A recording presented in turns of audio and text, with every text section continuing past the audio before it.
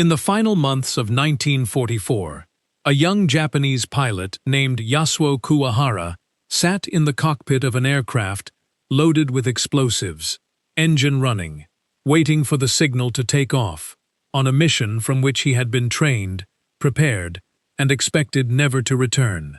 He was 19 years old. He had written the letters home that tokkotai pilots were instructed to write before a mission. The kind meant to be read by parents after their son's death had already been confirmed. On this particular day, and on more than one occasion in the months that followed, the mission did not go as planned. Engine trouble, bad weather, or the simple failure to locate an American ship forced Kuwahara and pilots like him back to base, alive, when the entire logic of the program they served had been built around the assumption that they would not be. What Kuwahara and other surviving tokkotai pilots described afterward was not relief. It was something closer to a specific, lingering shame, a sense of having failed at the one task they had been sent to accomplish, compounded by a return to a base and a culture that did not always know how to receive a man who had come back from a mission designed to end in his death. This is the story of the Kamikaze program, the pilots who flew it, and the smaller, quieter, far less discussed story of the men who survived it and had to live with what that survival meant. It is worth being precise about the historical debate surrounding how the program should be characterized, because oversimplifying it in either direction does a disservice to the men who lived through it. Wartime Japanese propaganda presented every tokkotai pilot as an eager, willing volunteer, motivated purely by devotion to emperor and nation. An image that served the state's wartime morale needs, but that historians examining recruitment records, unit correspondence, and post-war testimony have since shown to be an incomplete picture, particularly for the later waves of younger, less experienced pilots recruited as the program expanded. At the same time, characterizing every single participant as a purely coerced victim, with no genuine belief in the cause, also oversimplifies a documented reality in which real variation existed, some volunteers driven by sincere conviction, others by the difficulty of refusing amid intense social and institutional pressure, and many likely holding some mixture of both motivations simultaneously. The Kamikaze program, formally organized under the name Tokubetsu Kogekitai, or Special Attack Unit, began in October of 1944, during the Battle of Leyte Gulf, under the direction of Vice Admiral Takejiro Onishi, commander of Japan's First Air Fleet in the Philippines. By this stage of the war, Japan's naval air power had been so thoroughly depleted, particularly following the catastrophic pilot losses at the Battle of the Philippine Sea months earlier, that conventional aerial attacks against American carrier task forces had become almost prohibitively costly for the limited results they achieved. Onishi's reasoning, presented to his subordinate commanders and eventually to the pilots themselves, was blunt and strategically specific. A conventional bombing or torpedo attack, even when successful, typically damaged a ship without sinking it,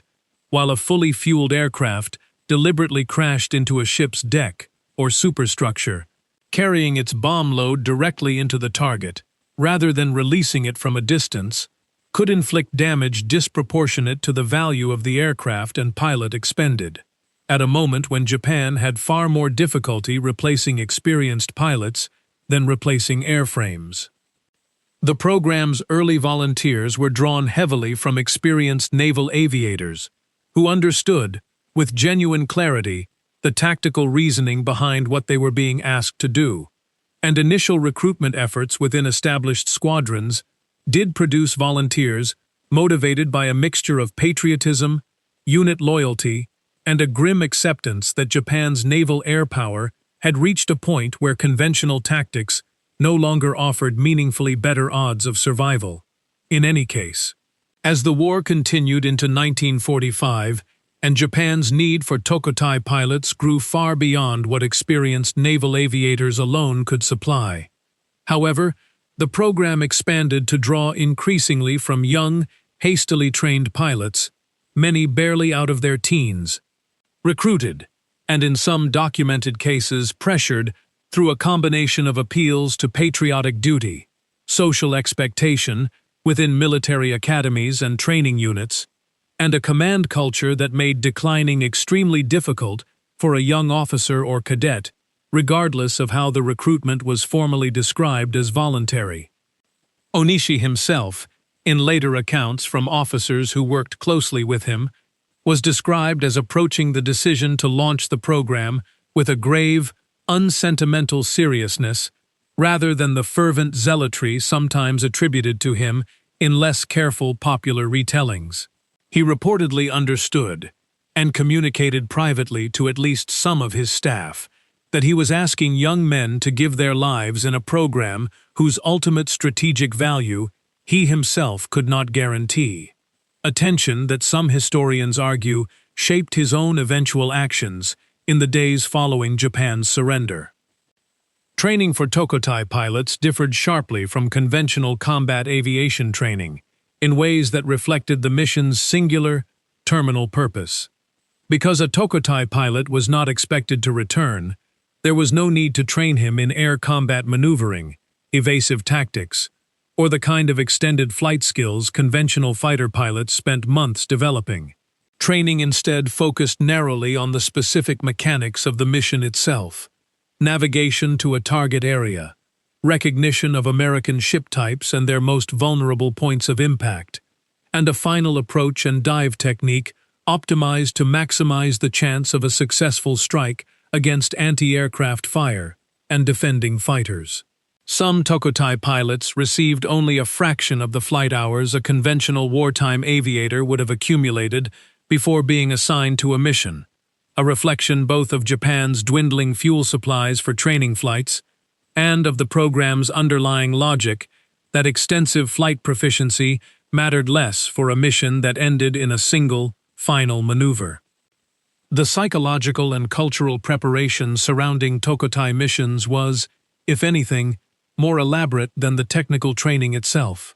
Pilots were formally recognized in ceremonies before departure, presented with symbolic items including headbands bearing the rising sun and, in many documented cases, a small cup of sake shared among departing pilots and their commanding officers immediately before takeoff. Rituals drawing deliberately on older cultural and military traditions to frame the mission within a context of honor, sacrifice, and continuity with Japan's broader martial history, rather than presenting it in purely tactical or clinical terms.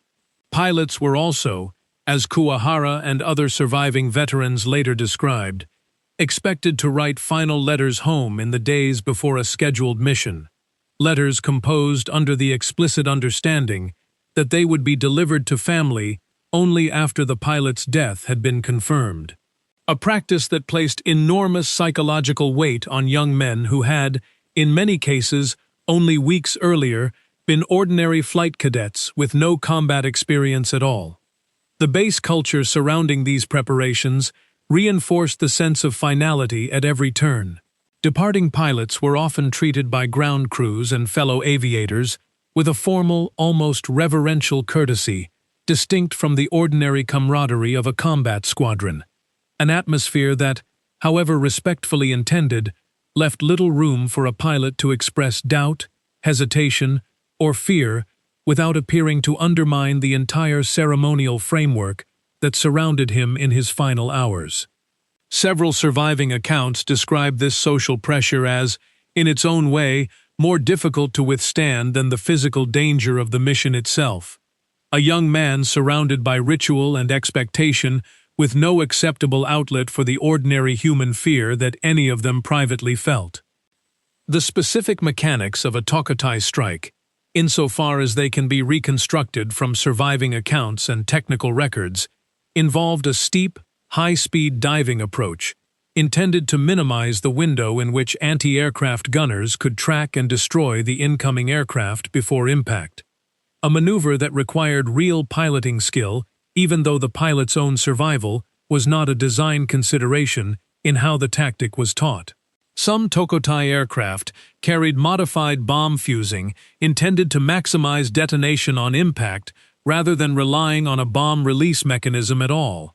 And toward the end of the war, Japan also fielded the Oka, a purpose-built rocket-powered manned glide bomb carried partway to its target by a mother aircraft and possessing no landing gear at all.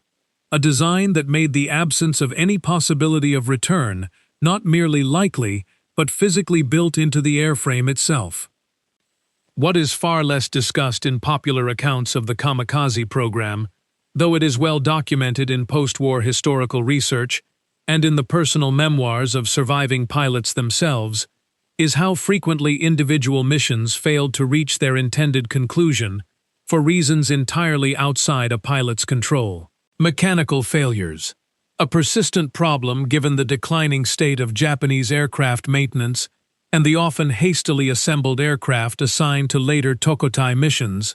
forced a meaningful number of pilots to turn back before ever reaching an American target. Weather conditions, navigational errors compounded by the minimal training many pilots had received, and simply failing to locate any American ship in the assigned search area, all produced the same practical outcome: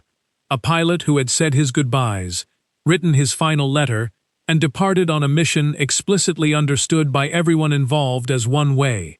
returning instead to the airfield he had left hours earlier, alive, in an aircraft still carrying its unused bomb load. Kuwahara's own published account describes this experience directly, recounting missions aborted by mechanical trouble or by failing to find a target, and the specific, uncomfortable reception that awaited pilots who returned under these circumstances. Rather than being received as fortunate survivors, returning tokkotai pilots frequently encountered an atmosphere of awkwardness, suspicion, or unspoken judgment from commanders and fellow pilots,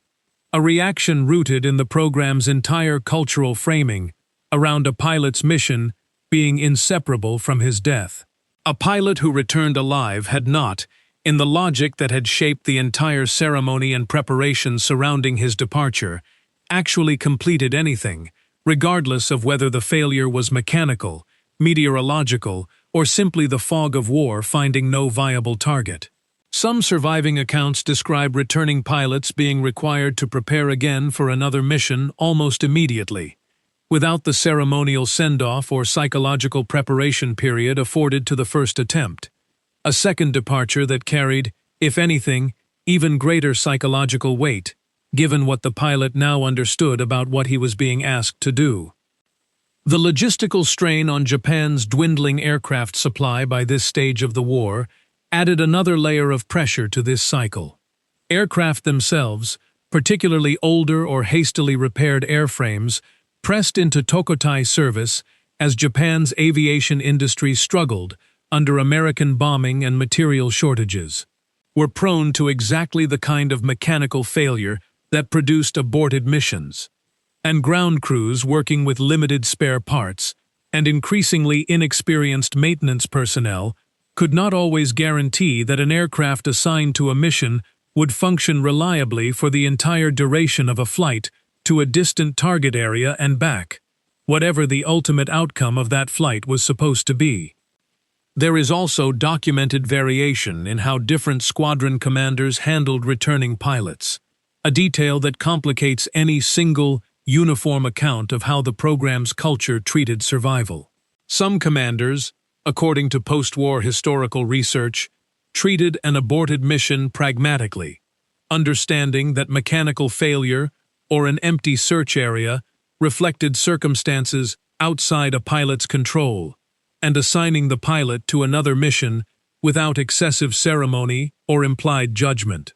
Others enforced a far harsher unspoken standard, one in which a returning pilot faced open or implied skepticism about whether the failure had truly been unavoidable, a distinction that meant a pilot's actual experience of returning alive could vary considerably, depending on which unit and which commanding officer he served under, even though the broader cultural framework surrounding the program's ultimate purpose remained consistent across the service. The psychological toll described by surviving tokkotai pilots in post-war interviews and memoirs centers repeatedly on a specific and difficult emotional configuration. Genuine relief at having survived, sitting uncomfortably alongside guilt, shame, or a sense of having failed both a personal duty and the expectations of comrades who had, in many documented cases, completed missions the surviving pilot had not. Some surviving pilots described struggling for years after the war with the fact that they had written final letters to their families anticipating their own deaths. Letters that, because the pilot survived, were never actually delivered in the way originally intended, leaving these men to reconcile the emotional finality of that farewell with the ordinary, continuing reality of being alive. Kuwahara's own post-war account, published years after the war as one of the more widely read first-hand narratives of the tokkotai program from a surviving pilot's perspective, describes this tension without offering easy resolution, presenting his survival less as a triumphant escape from death and more as an unresolved psychological burden that persisted long after the war's end. He and other surviving pilots, interviewed by historians in subsequent decades, described difficulty explaining their experience to people who had not lived through it. A gap in understanding compounded by the post-war reassessment of the Kamikaze program itself, which shifted over time from wartime Japanese propaganda's framing of willing, heroic sacrifice toward a more complicated historical understanding that acknowledges genuine volunteers, alongside significant social and institutional pressure, applied to young pilots who, in many documented cases, had limited practical ability to refuse. This more complicated historical picture matters directly to understanding why survival carried such a specific weight for the men who experienced it. If a mission was understood, both by the pilot and by the surrounding military culture, as a voluntary act of ultimate sacrifice, then failing to complete it, for whatever reason, risked being perceived, by the pilot himself as much as by anyone around him, as a failure of the very commitment he had been asked to demonstrate. Historians examining this dynamic have noted the particular cruelty embedded in a system that could leave a surviving pilot feeling he had somehow fallen short of an obligation that, from a more distanced perspective, should never have been asked of him in the first place. Historians studying this period have also cautioned against reading every surviving account through a single emotional lens, noting that individual pilots processed their survival in genuinely different ways depending on personal temperament, family circumstances, and how directly their own unit's culture had enforced the shame dynamic Kuwahara described. Some surviving pilots, in later interviews, expressed straightforward relief and gratitude without the same layered guilt, while others carried the burden Kuwahara wrote about for the rest of their lives. A reminder that even within a single military program built around a single terminal purpose, the human experience of the men who lived through it was never entirely uniform. American forces on the receiving end of these attacks developed their own evolving understanding of the tactic over the course of the campaign, shifting from initial shock at the deliberate, one-way nature of the attacks in the war's final year toward increasingly refined defensive doctrine, including layered combat air patrols positioned further from the fleet and coordinated anti-aircraft fire discipline specifically designed to intercept attacking aircraft as early and as far from the ships themselves as possible. American sailors who survived kamikaze strikes on their own ships left extensive accounts of the psychological strain of facing an attacker who, unlike a conventional bomber crew, could not be deterred by anti-aircraft fire in the ordinary sense, since damaging the aircraft without destroying it outright often did nothing to prevent it from continuing its attack run to the very end. By the final months of the war, as American forces advanced through the Philippines, Iwo Jima, and Okinawa, the tokkotai program had expanded dramatically in scale, with thousands of pilots flying missions against American ships in the war's closing year, inflicting serious damage and casualties on American naval forces even as the program's overall strategic impact failed to meaningfully alter the war's ultimate trajectory. Naval historians estimate that only a fraction of tokkotai sorties launched actually succeeded in striking their intended targets, with a substantial proportion of aircraft shot down by American fighters and anti-aircraft fire before ever reaching a ship, or lost to the same mechanical and navigational failures that had turned Kuwahara and others back on earlier missions. Vice Admiral Onishi, the officer most directly credited with founding the program, remained associated with it for the remainder of the war, and in the days immediately following Japan's surrender in August of 1945, he took his own life, leaving behind a written statement addressed to the tokkotai pilots who had died under the program he had created, expressing both continued conviction in the strategic reasoning behind the program and a personal acknowledgement of the enormous human cost it had exacted. A document that historians have since studied closely as a rare piece of direct testimony from the officer most responsible for the program's creation.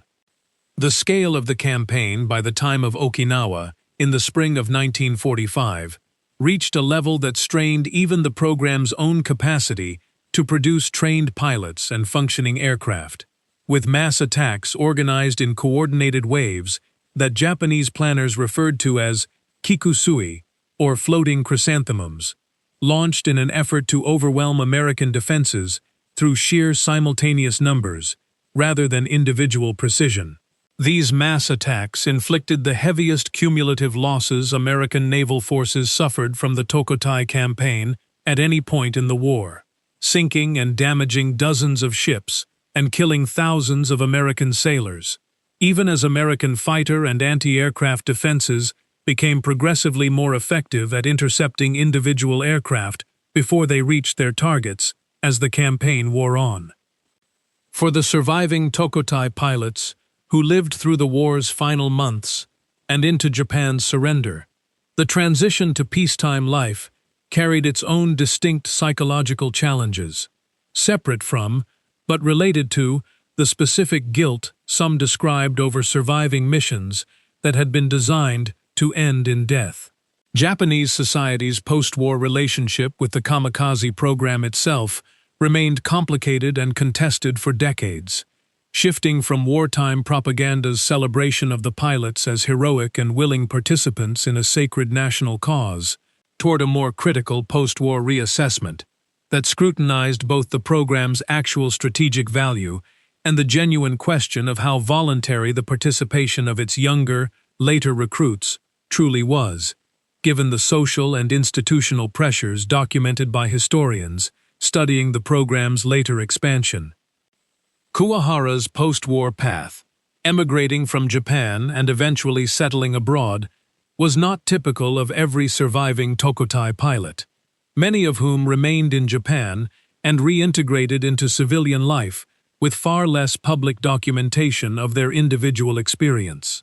Their stories preserved, if at all, primarily through the more limited channel of local historical societies,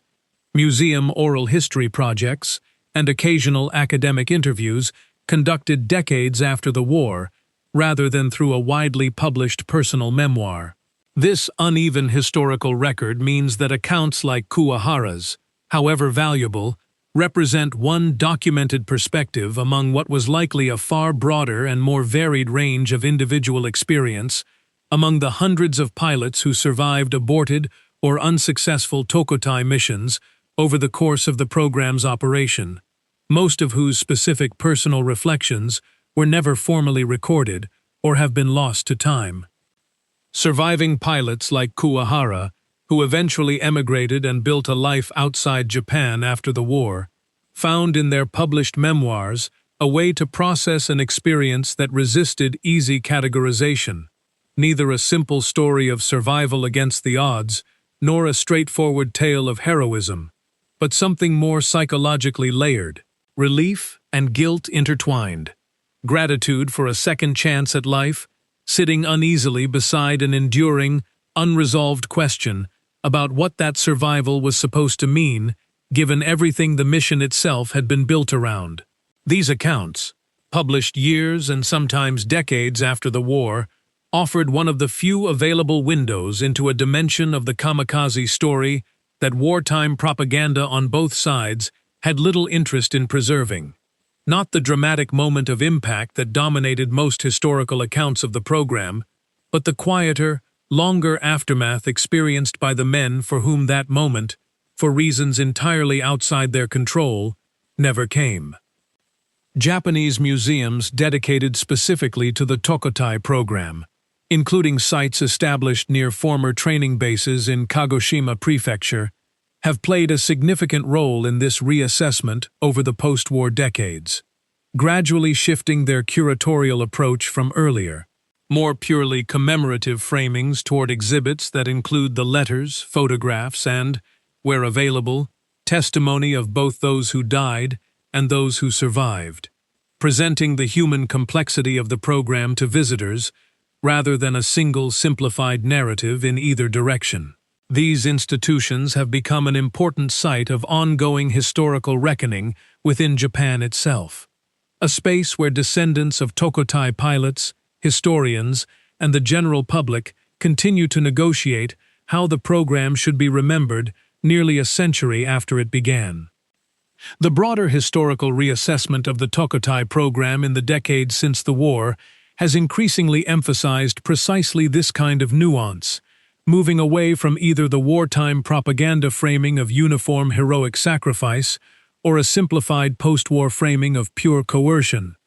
toward a historical account that holds space for both genuine conviction among some volunteers and genuine coercion experienced by others, sometimes within the very same squadron. Understanding the surviving pilot's experience, specifically, the shame, the guilt, and the difficulty of reconciling a mission built entirely around death with the ordinary fact of continuing to live, adds a dimension to this history that the more commonly told story of the attacks themselves does not fully capture on its own. If you want to understand the Kamikaze program, not only through the ships it struck, but through the specific, largely untold experience of the pilots who survived missions built around the assumption that they would not, this is the story worth knowing in full. Subscribe to Pacific War Tales for more long-form World War II history from the Pacific Theater, told with the names, the dates, and the details intact.